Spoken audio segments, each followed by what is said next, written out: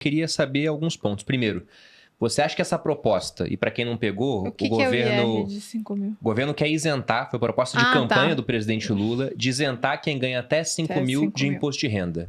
E aí a conta que o governo fez é que isso custaria 26 bilhões por ano, né? O que eu achei bem tranquilo para um estado que arrecada 3 tri, né? Então você vê que é muito pouco em termos percentuais.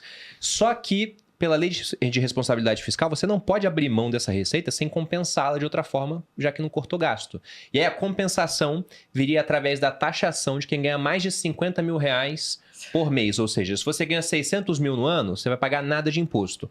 Passando disso, tem alíquotas progressivas que começam em 2,5%, vão para 5%, 7,5%, até 10%. E 10% é para quem ganha mais de 1,2 milhão no ano. Então, se essa pessoa ganhou 1,2 milhão e não pagou no mínimo 10% de imposto de renda, pagou 6%, por exemplo, porque parte desse ganho veio dos dividendos da empresa dela, então ela completaria com os 4% que faltam. Então, o cara que ele paga o imposto no final de 1%, ou menos do que isso até, porque toda a renda dele vem de dividendos de empresas, que já pagaram imposto, a carga tributária no Brasil é alta, esse cara teria um ônus pesado com essa tributação nova. Então, eu queria saber se você acha que passa, o efeito que isso pode ter para a eleição, porque se você pega em distribuição de renda quem vota no Lula, essa faixa é bem dividida, né? Então ele tende a conquistar mais votos nessa faixa, e o possível impacto para a economia, porque vai ter muita gente que não vai ver, cara, vou pagar 1 milhão a mais de imposto, o Uruguai é aqui do lado, né? Lá eu vou ter essa isenção, é que vai ter muita saída fiscal, por exemplo? Vamos lá, olha só, vamos por partes, tá? Em primeiro lugar, essa discussão do imposto de renda das pessoas mais ricas não é uma discussão brasileira, é uma discussão global. Tá? Sim. As pessoas, o que acontece na verdade? Uma pessoa de renda mediana, ou até que esteja no percentil 90 da população, tá? 95 da população não consegue escapar de imposto de renda. O que ganha basicamente é tributado em folha de pagamento, na grande maioria dos casos. É os 27,5 que o cara está pagando. Esse cara vai pagar 27,5 na cabeça, ele não tem como fugir daquilo, não existe planejamento fiscal, a não ser PJ. A gente vai falar das outras jabuticabas brasileiras, que são simples, a PJ, a Zona Franca de Manaus e diversas renúncias fiscais que a gente faz no país, tá? Mas o cara vai ter que pagar aquilo ali, ou seja na PJ, ou seja os 27,5%, ele vai ter que pagar algum imposto em cima disso. Logicamente, a questão vem quando você está no 0,1% ou no 1% para cima, tá? No 0,1% para cima, ali você consegue planejamentos fiscais, né? É só você pensar, uma pessoa que tem um patrimônio extremamente alto, coloca tudo num produto isento, nada é tributado no final das contas, ou mesmo que coloque no mix de produtos, a tributação dele é muito baixa em relação ao total. E aí tem a falsa visão dessa baixa tributação, que é o dividendo, que parece que o dividendo é isento. Não é, né? A gente vai pagar, em alguns casos, algumas empresas financeiras no Brasil, mais de 40%. Né, de imposto, e depois você dizer para mim, inocentemente, que esse dividendo não foi tributado, né? A gente que é sócio de empresa financeira, você sabe disso, né? Você é extremamente tributado nisso, né? Então, eu acho que tem um lado justo de você olhar para o top 1% ou top 0,1% da população, que é quem planeja, quem consegue fazer esse planejamento fiscal, que são as 113 mil pessoas que o governo fala ali, tá? Que esse grupo que ele quer pegar, que não é imposto de renda para quem ganha mais de 50 mil, não é isso. E basicamente, como ele na verdade tira os produtos isentos, o que ele está fazendo é tributação de dividendo. Onde vai o grosso é tributação de dividendo sobre esses 113 mil, é o que o dinheiro sai. Tá? Então você vai isentar ali uma parcela de 20 e poucos milhões, não lembro o número exato, tá? Mas vai ser um número grande de pessoas que vão ser isentadas, enquanto 113 mil pagariam isso via dividendo. Politicamente é genial, né? Não, politicamente é genial, né? É maquiavélico, eu diria assim, né? Até mais maquiavélico no sentido seguinte, a tributação de dividendo nunca passou no Brasil, né? Lógico que já foi tentado. Já foi discutido no governo Guedes, já foi no governo Bolsonaro, já foi discutido na abertura do governo Lula e nunca passou. Então eles botaram uma roupagem, né, como se fosse assim meio ovelha, lobo em pele de cordeiro. Assim, isso aqui é imposto de renda, é vendido como imposto de renda acima de 50 mil. Não é. É tributação de dividendo. No fundo é tributação de dividendo. Logicamente, o Congresso sabe disso, que é tributação de dividendo. Tá?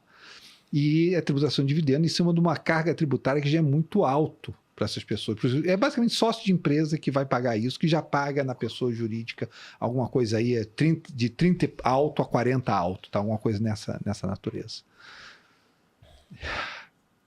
Eu acho o seguinte, eu acho que olhando o track record brasileiro, e pensando naquele negócio que em época de eleição tudo vale, depois lá na frente você tem que acertar as contas. Tá? Não acho que seja 27 bilhões para começar. Eu acho que é mais dinheiro que isso. Tá? Por que você vai assumir isso? Olha, eu não tenho os dados de imposto de renda 2024, a gente não tem, só tem até 2022 para fazer essas contas. Mas eu vou assumir que o governo está subestimando. É natural. Tem várias jabuticabas nisso, tá? Parte do imposto de renda vai diretamente para estados e municípios. Como é que eles vão fazer a compensação dos estados e municípios? Eu ainda não analisei, porque você sabe que o imposto de renda é todo amarradinho, né? Não é que o governo recebe imposto de renda e possa fazer o que quer. Ele é todo amarrado constitucionalmente para onde ele vai. Tá? Então vai ter essa questão. Agora, essa compensação é tributação de dividendo. Eu não sei se vai passar. Eu acho que existe um cenário em que você passa esses 5 mil porque é extremamente popular, né? E você não passa essa tributação de dividendo. E aí você vai ter que lidar com essa jabuticaba, mas vai ser uma jabuticaba a mais que você vai ter que lidar de qualquer maneira dentro do próximo governo. Honestamente, vou falar por mim. Aliás, olha só, eu não estou nem falando da minha situação pessoal.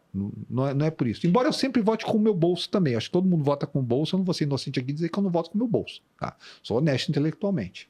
Mas, independentemente disso, eu não passaria essa tributação de dividendos. Tá? Porque eu acho ruim. Eu acho ruim institucionalmente.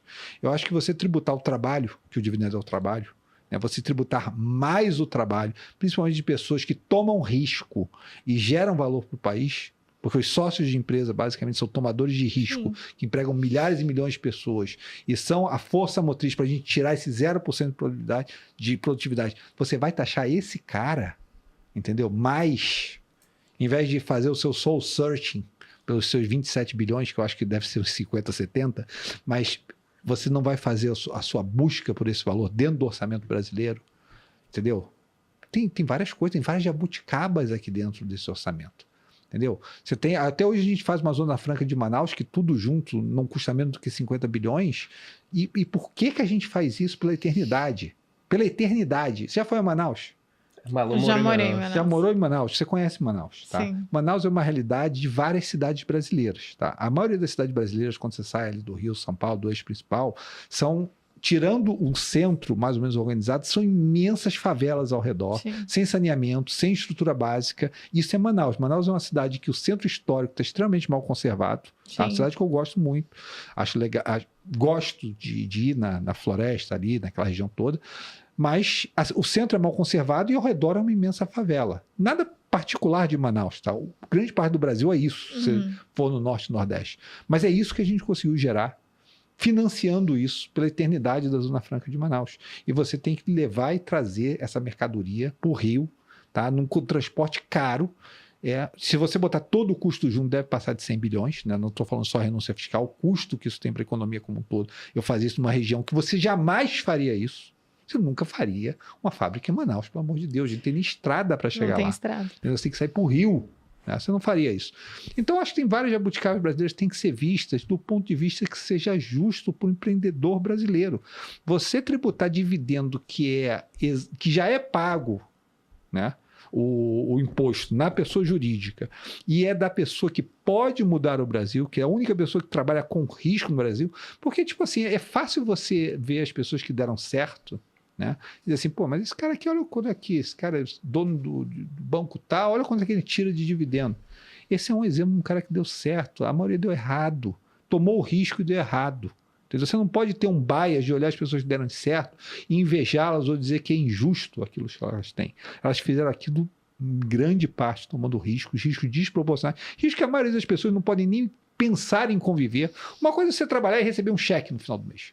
Outra coisa é você trabalhar, escrever e dar um cheque para 100 pessoas no final do mês e você não ter o cheque para receber.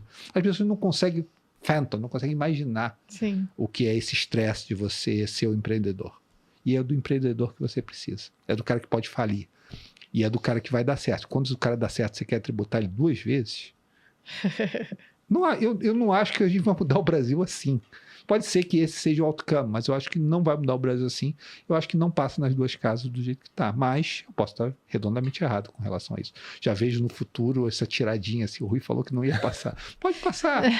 Eu não acharia justo com a Com o empreendedor brasileiro. No Brasil tudo é possível, né? Porque eu já vejo muita gente desembarcando do governo, entendeu? E passar isso é dar uma vida nova para esse governo, porque ele fica mais popular com esse pessoal que agora vai estar isento. E enquanto ele vai perder de votos, talvez já tivesse perdido desses 113 mil, uma boa parte, o restante.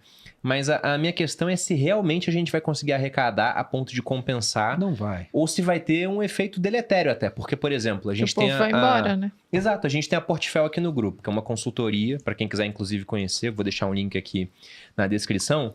E apesar de ter muitos clientes com patrimônio mais baixo, há alguns clientes que puxam essa média muito para cima, porque tem um patrimônio alto investido com a gente, só que esse cara tem ainda mais patrimônio que a empresa dele, na qual a gente não toma conta, e ele vive do dividendo. E aí, com essa tributação nova, ele pagaria muito mais imposto. Então, só quando saiu a notícia, já veio gente ter reunião para conversar sobre possíveis maneiras de driblar isso. E uma maneira que tá na cara, para quem quiser estudar um pouquinho mais, o cara da saída fiscal do Brasil, ele ainda pode passar 183 dias por ano aqui dentro, ou seja, 6 meses, e os outros 6 ele tá em outros locais. Tem gente que já viaja quase 6 meses no ano. A gente conhece pessoas assim do nosso network. Então ele vai para um país onde eles não tributam as rendas que vêm do exterior, ele está isento disso.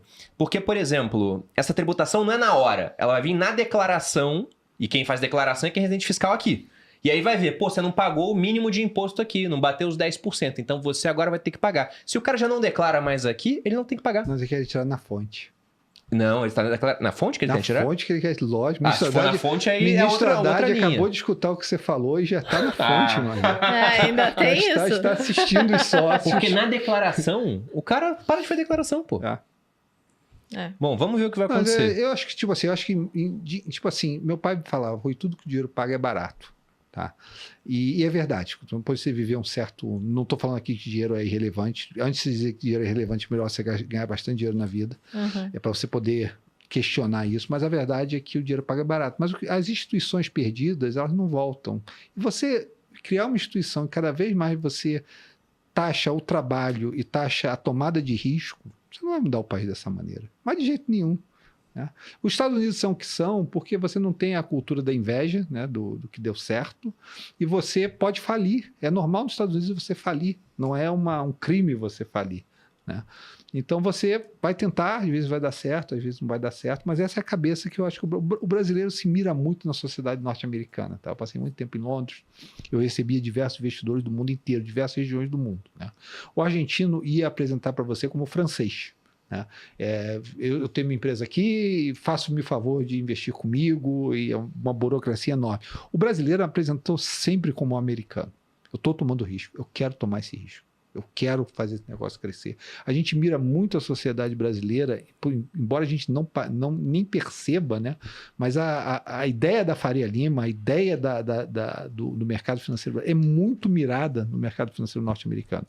Inclusive a quantidade de hedge funds que a gente no Brasil são chamados multimercados, né? O tamanho da indústria financeira que a gente tem em relação ao tamanho da economia brasileira, a maneira que ela tem se desenvolvido é muito mirada, é muito espelho de uma cultura americanizada. E o empreendedorismo brasileiro que existe fortemente, vai numa comunidade no Rio de Janeiro, tá? Passa numa comunidade do Rio de Janeiro, você vê a quantidade de pessoas tomando risco, cabeleireiro, manicures, fazendo negócio para vender dentro da comunidade. O brasileiro é empreendedor. Tá?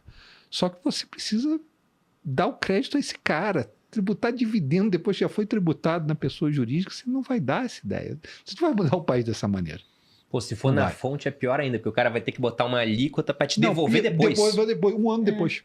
Você vai ter que pagar na fonte. É ainda pior. Aí quando você vai fazer a sua declaração do ano que vem, você vai ter que fazer um encontro de contas. Por exemplo, vamos supor, você tem receita sua, que você recebe fora do dividendo e receita de dividendo, vamos supor. Aí o teu dividendo bate naquele percentual, mas quando você bota com sua renda normal, você não deveria ter pago aquele imposto extra no dividendo. Você vai recuperar isso um ano depois na sua declaração de ajuste. Um ano também e abriu mão do ganho de capital naquele período, você poderia ter aplicado dinheiro.